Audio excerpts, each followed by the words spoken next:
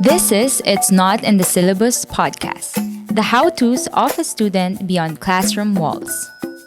This is the podcast where you, yes, you, get to learn what they don't teach you at school and ace that test called life, or at least get a passing grade and get by.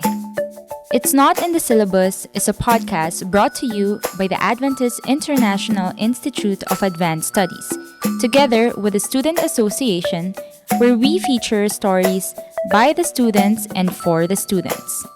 Join us as we discover life lessons you'll surely need. Hello, everyone. Welcome to another episode of It's Not in the Syllabus podcast. So actually, we're doing a themed kind of programming.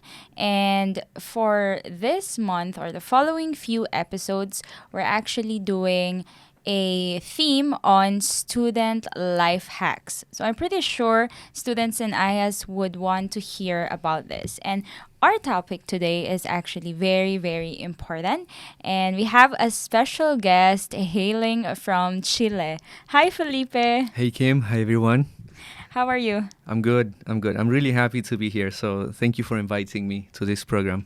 Of course, you're the best person we can think of to talk about I'm not this. sure about that, but thank you for inviting me. Yeah. So our topic today is all about money. I know you love money. Is that right? Money. I mean, loving money, maybe that's too much, Okay. but I'm in Okay. business, so it's I And have to deal with money all the time. Yes. So our topic today is about budgeting, the one-on-ones of budgeting. But before that, we want to know more about you, Felipe. So can you tell us your background? What are you doing here? Why are you in IAS? Sure. So my name is Felipe Gonzalez, how most of my friends know me, but I actually have two first names Okay. and two family names. So in Chile, that's how you name your kids. So my full name is actually Felipe Esteban Gonzalez Vasquez. That's my full name. Never call me like that though. Just No. Felipe. That's fine. So currently I'm studying an MBA here at IAS with an emphasis in finance. I've been here for almost a year. I'm really enjoying my time. This is an amazing place to be, to study, and to meet new people like you. Definitely. Yeah. I enjoyed the past, how many months? 10 months? No, 7. Almost, yeah. 7 Yeah. months that we've known each other. Yeah. Great. And aside from, so I know we're classmates, we spend a lot of time in classes. Aside from academics, what do you actually enjoy doing? Also, my hobbies. Yes. Oh, that's a very sensitive question. Oh. Because my biggest hobby, I cannot actually do it here because I love motorcycles. They're my passion, like really, really. But okay, so I had my motorcycle in my country and I used to travel with my wife. So that's something that we really enjoyed. In any free time, after work, weekends, whatever, I would just go out and ride and travel. So I think that's my main hobby and, really a passion. But, I enjoy a lot playing guitar. So I was raised with music. My mom is a music teacher. So yeah, I learned the piano when I was 4 years old, and I got into guitar. So that's another thing that I really enjoy. So and yeah, I'm kind of geeky also. So I like computers. I didn't study anything about IT, but I enjoy computers also and technology. But I'd say mainly just motorcycles and guitar.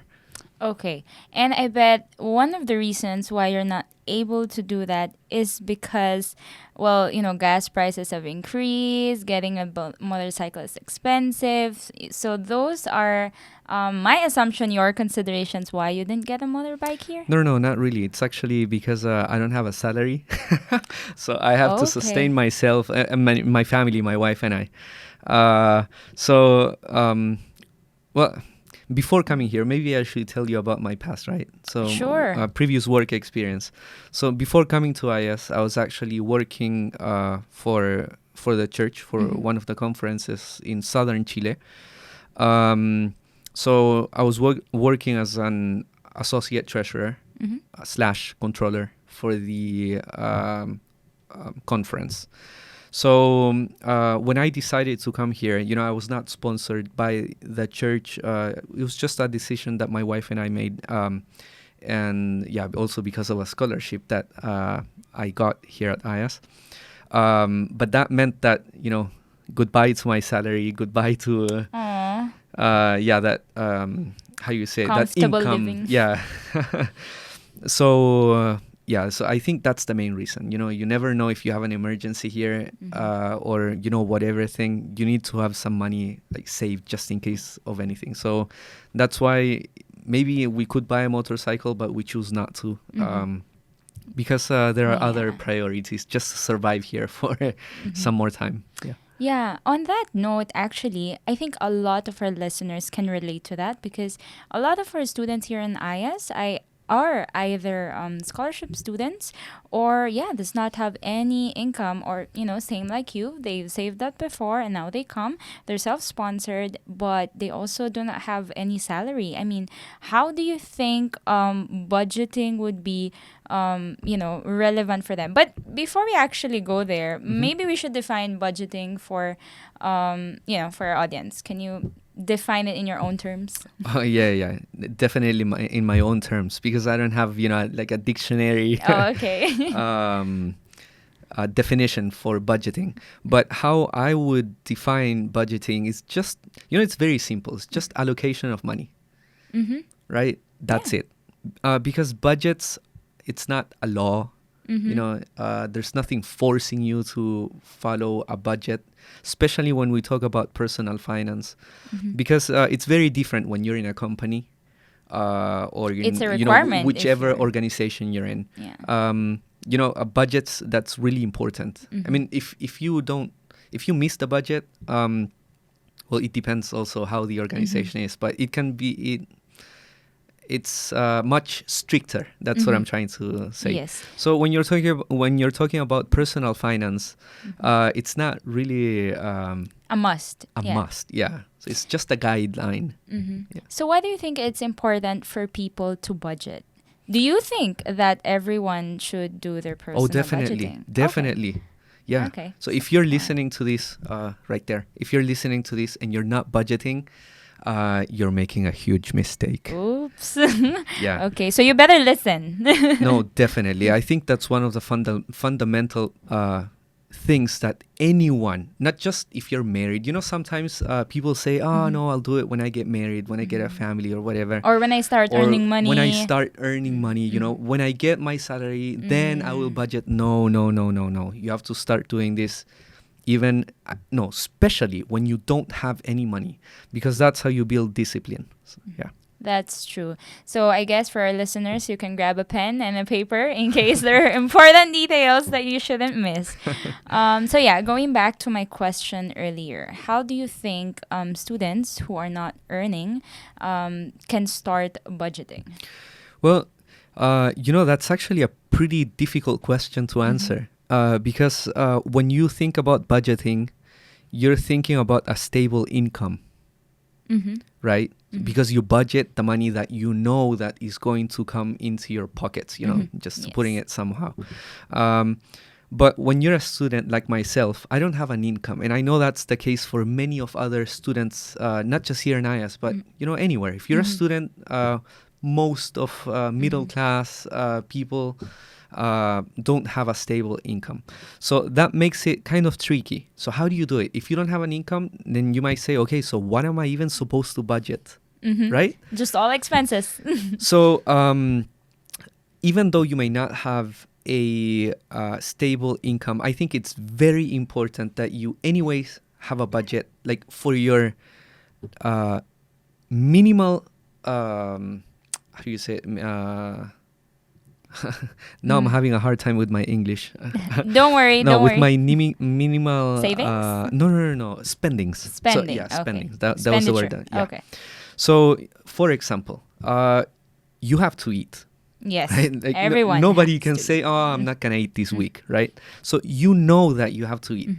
So okay, to make a budget, you have to say, okay, what's the minimum amount of money that I need to survive. Yeah, maybe that sounds Yes. like too extreme, right? But hey, that happens to many people. So how much money do you need to survive? So even though you may not have a stable income, you still need to know how much you're gonna spend in different things. It can be food, transportation, Rent, rent. utilities, Correct. So Yeah. you need a toothbrush, Yes. deodorant or whatever. Toiletries, So yeah, grocery. you need all those things. So you can't skip it. So you need to know. That's the first step. Actually, when I've helped a few people budget, their spendings and whatever. So the first step, it's knowing how much you spend right now. That's the first step. And then, depending on your situation, you see if you have to actually cut down maybe some of your spendings, which is usually the case. Because when people ask for help on budgeting, it's because, they're having a hard time struggling maybe. They're struggling with their money. So that's the first thing that you have to do. Yeah. Actually, to add on that, I remember before speaking to a friend who's also like a financial guru. To be I'm no able guru, to, by the way. I'm just a student. But yeah, to be able to budget, you can actually divide your expenses into two things. So fixed and variable. Don't get scared of the terms, but fixed just basically means everything that you're currently paying that are set into amounts. So for example, rent. You pay a certain amount of rent and you're sure of that. But a variable expense means it's dynamic. It changes. So that includes, food, that can range. Or even utilities. Yes, How much electricity you're using, water, and Yes. whatever, Yeah, gas. That's right. So based on that division, so now we know, let's say under your fix. So we have our tithe, our offering, our rent. So under that, we already know per month that this is non-negotiable. It is there. But on the variable things, those are the things you can play around, right? Like, I can probably lessen my weekly expense on food or shopping. Yeah. Yeah, I think, that tip that you're saying that your friend gave, I think it's a very, very good tip to give to people, because there are things that are just indispensable. Like, you cannot live without. And there are spendings that you're going to have that are just fixed. There's no way around that. So, yeah, that's a very good tip.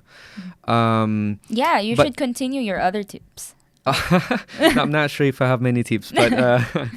So what I was going to say is that while you were mentioning, what your friend said, there was something that, I was thinking that I was supposed to say here. And I just remembered. Now, let's first assume that you have some income. Maybe it's not much, okay? Maybe it's just enough to get by, but okay, you know that you're going to have this income, whatever currency it may be, because I think people from different parts of the world are going to be hearing this podcast. So this is not about Filipino peso or US dollar, right? Just anything. Oh, and by the way, when we say income, that could actually be allowance. Even if you're not an working, allowance, definitely. That could be allowance or sidelines. Yeah. So, okay, just a small short parenthesis. When I was very young, my dad started teaching me about finance, personal finance. So he would give me, I think it was on purpose, like a lower than average allowance. Like all my friends would get more. And I think he did it on purpose so that I would learn how to manage small amounts of money. Because if you're very good managing very small amounts of money, then trust me, you're going to be very good also managing large amounts of money. Because there's also some people that I've heard, I have friends, even I think I have thought this way in the past, not anymore. It's like, okay, now I don't have money, so, I'll just use my money and overspend or, just use it in an unwisely manner. And then, it's like you trick yourself and you say, no, when I have this much money, then I will. But no, it doesn't work like that. Yeah. I mean, the Bible even says, right? Yeah. If you can be trusted with little, then you can be trusted with much. That's correct. Anyways, so what I was going to say, let's assume that you have a small income, whatever it may be. There's two things that you have to do right away when you get that money. And I know not everyone is going to agree with me, but if you try it, eventually you will agree with me. Okay. Yeah, so the first thing, tithe. So tithe is not even yours, okay? So you don't even think about that. So you receive your money, tithe out. That's out of the picture. Okay, Yes. you don't consider, but what if, maybe next month I give it, I make up for this month because I need the money. No. That's a no. Even if, let's say you make your calculations and then you say, but I need the money of the tithe so that I can live this month. It doesn't matter. You give the tithe away. That's not yours. Okay. And I think that's also an important point you brought. I mean, in this whole scheme of budgeting, like just knowing that what we receive, the money that we have is actually not ours. It's not ours. Yeah. We're stewards. Exactly. So we manage the money, that God gives us. So when we say, that tithe, it's not that I'm giving God. It's not I'm not giving charity to God. It's actually just returning what is his, because he's providing us with what's his. Yes. Okay, so that's the first part. I think I made good emphasis on how important a giving tithe is, right? And the second part, and this is the part that I know not many people will agree with me, but the first thing that you have to do after tithe is savings. Okay. Okay. Savings. This is before you pay rent, before you eat. Okay. You take some money and you put it into savings. It can be the bank. It can be I don't know, how is it called, a piggy bank. Yeah. Sure. Yeah. Some people still use that. Dropping Just, those coins. Anywhere. Just keep it in your drawer, somewhere in your house. And why am I putting so much emphasis in this, and why do I think it's so important? Because savings, it's not really about the amount. So it doesn't matter. Okay, let's use dollars. Okay, or percentages maybe. That No, you no, want no, certain amount? Okay. No, certain. just an amount. So let's say dollars. Let's say you get I don't know. Okay, $50 a month. Okay. Okay, that's not much. Okay, so let's say you get $50 a month. When you okay, let's say you have $50 after tithe. Okay, so that's what's in your pocket. When I say about saving, I'm not talking about a percentage like you were saying, maybe 10, 20%. So usually people say 20% for savings. Okay, no, I'm saying even if you can save $1, 50 cents, you do it. Okay, so it's the habit you're building. It's about actually. the habit. Okay. So that's the most important, because when you're managing your personal finance, it's about discipline. Discipline. Yes, that's the hardest part, actually. Yes. The discipline. So, yes, definitely. That's the hardest part. So, maybe 1 month you're going to save only 50 cents. And you're thinking, oh, but that's useless. What am I going to use 50 cents for? That's like bubble gum or something you find on the road. Yeah. Maybe some street food. I don't know, but not even. But it's about the habit. So, after every month that, you're setting aside, maybe 1 month you can set aside $5, $10. And another month, maybe, you're a little bit tighter on your finance. So maybe less, $1, $2. It doesn't matter. It's about discipline. So I really, really want to put emphasis into that, because if you're not disciplined with your money, you're going to be ruined. Wrecked. Okay, there you go. You've heard it, guys. Discipline. Discipline is key. Okay, so we have tithe, we have savings, and then what comes after? All the rest of the expenses. All the That's rest. basically it. All the rest. Okay. So now you can look. There are many different rules that you can use for like how you spend your money. So I've read about different percentages, but the most common one that I think it's one of it's one of the I don't know how to recommended that, best practices. At least I think it's one of the best ones. It's the 50-30-20 rule. I don't know if you've heard about that. Yes. So it's like 50% of your income it's for. Do you know about it? All the other expenses, 20% savings. So is that right? 50% it's for your needs. Okay. Okay, so that's rent, food, non-negotiables. Yeah. So food, I'm not talking about going out to eat. I'm saying like groceries to survive. Yeah. Okay. So that's your needs. Mm-hmm. Then you have 30%, which is for your wants. Okay. Okay. So maybe you need new shoes. Mm-hmm. Maybe you're trying to save up because you need To travel, let's say.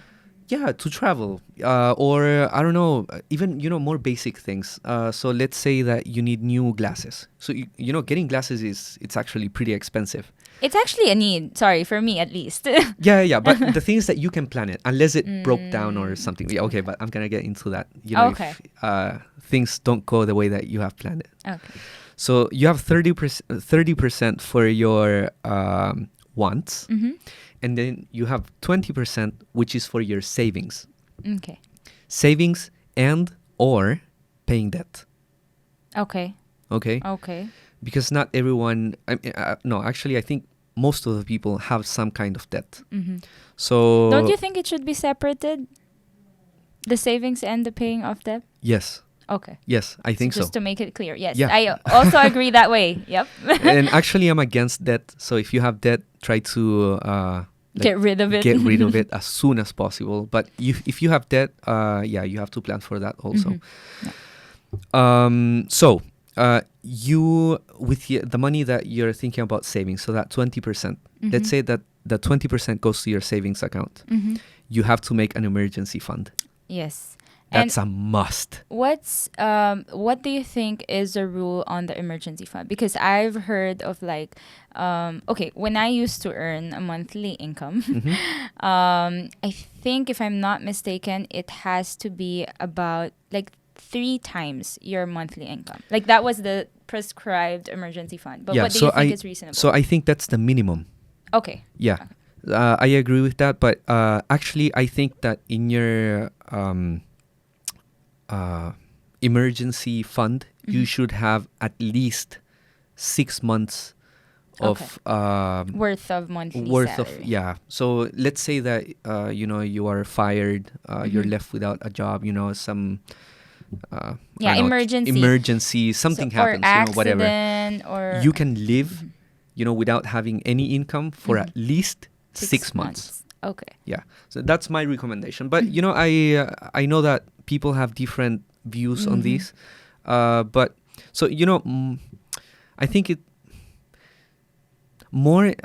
it's more important having like an emergency fund than thinking or start arguing about no, it's 3 months, no, it's 4, no, I heard it's 7. Definitely. No, that I think that's not really important. I mean, it is, but it's just a guide. The point is really for people to start doing it, and definitely. So in that case, so let's say the example that I used for my glasses, they break.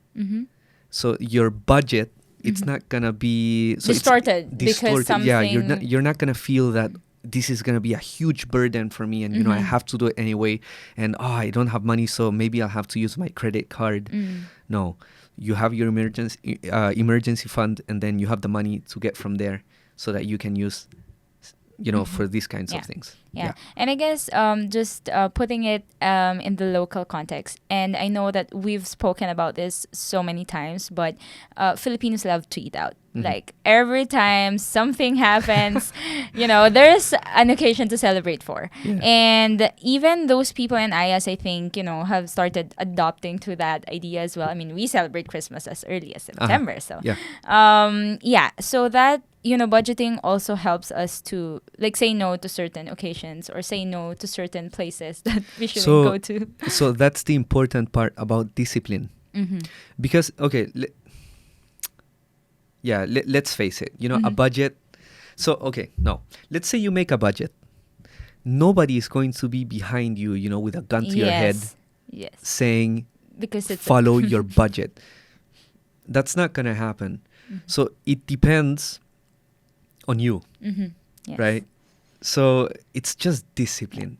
And that's the hardest part, because I've known, and actually this happened to me many times before. I was like, okay, no. I need to get my finances in order. I make a budget. Trust me, I lasted maybe 3 weeks, a month. Okay? Same. And then you're back into the same old way of, misusing your money. But so I think that's one of the good things that that savings tip that I gave. You train your mind. So have you heard about instant gratification? Oh, I love that. Oh, Yes. you love that? Okay. Yes, I know it's not good for me, but Yeah. So the thing Yes. is that we have to constantly fight against Mm. instant gratification because even for me, it's so nice just to have everything nice now, enjoy now. yeah, and that's the culture, unfortunately, that we are fed into. Yeah. We get everything now. Yeah.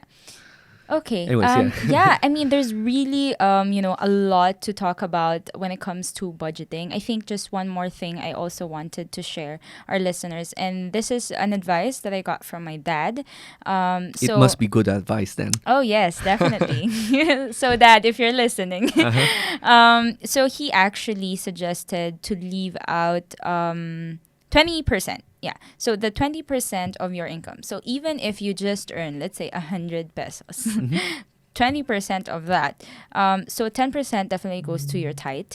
And then the other 5% goes to your offering. And then the 5% goes to charity or donation. So Yeah. that, every time there will always be people that would need help. And that 5% will enable you to actually help people and not be like, oh, I don't have money anymore. Because, even if your income increases, you don't budget and manage your money, you will always feel like your money's not enough. Yeah. So, I completely agree with what your dad told you. And so I think this is actually kind of mixed also with a spiritual thing. So look, I'm no expert in the Bible, okay? So my major is in business administration. But, I'm still an Adventist, a Christian. So Great to know that. Thanks for the confirmation. But, it's amazing. It's like... I have left you no words. speechless. Yeah, I have no words to express like how amazing it is when you have some money that you use to help others, charity, just any kind of help, and it doesn't have to be like big help. You don't have to have enough money to buy a house for somebody else. No, maybe just a meal, giving a good tip. Yes. Like, trust me, like God will bless you for that. Yes. And we've Like- seen several, I've seen it myself, and Yeah. that's why I'm saying it. It's like I'm kind of speechless. So so this is the thing also. You have to do it, not because you're expecting something in return, but because just you feel that you want to help somebody and you do it. yeah. And the blessings that are gonna come on you and your family is just gonna be amazing. Yeah. Really. At the end of the day, God appreciates a cheerful giver, right? Yeah. Yeah. So, okay. Now I know that there's, again, a lot to unwrap about this topic, but we will have to end. And if there's anything, like just one thing that you'd like to leave to our audience about budgeting and handling their personal finances, it's a time. Oh, that's a tough question. I was not expecting that. Well, yeah, look, I think I just want to put a lot of emphasis into discipline because I think that's the hardest part. At least it's what I struggled with the most. So, look, can I tell you just a short story? Sure. Very short before we end. When I was in college, I think it was my first year in college. So I was 18 years old. I kept on asking my dad, like, hey, I want a credit card. Okay. I want a credit card. And he said, no. So I was too immature, to handle a credit card. But then finally, he vouched for me. So he talked to his bank. Okay. And he vouched for me, and the bank opened an account for me. So I was really young and I had a credit card. I completely destroyed it. Like, Destroyed it physically or just... no. I spent went- so much. Like, I Okay. went nuts. Okay. Okay, so if you have I don't know the name of this in English, but you have your limit that you can spend with your credit card, right? Yes. You have a credit limit. Yeah, a credit limit. Okay. I spent it all. Oh, wow. Okay. Okay. And I was Not in my advisable. I was in my first year of college, no income. I had just Okay. my allowance, and it was Okay. not a lot of Okay. money. Okay. So I was okay. You were in debt. College in Chile is 5 years. It's Mhm. not 4 years like it is Mhm. here. Mhm. So for 5 years, Mhm. I was like completely in debt with the bank. Okay. Okay, and I was just paying interest. I finished college. I started working, and the amount that I owed was exactly the same as 5 years before. Wow. So Yeah. I think my dad, did it so that I would learn a lesson. So I think he knew that I was going to do that. You learned the lesson the hard way, and And I I hope. gotta tell you, so yeah, that's the point that I'm trying to make here. You know, some of us learn, you just tell them the facts and they learn and they follow and they're like, oh, okay, yeah, this is the best. Okay, whatever. For me, I learn by making mistakes. So, I think that was really hard because I started working and then I started paying. I mean, Yeah, paying off my your first debt. salaries had to be so that I could pay the debt that I had been holding for 5 years, and that's not fun. When you get your Of money, you want to course, spend your money yeah. on something else.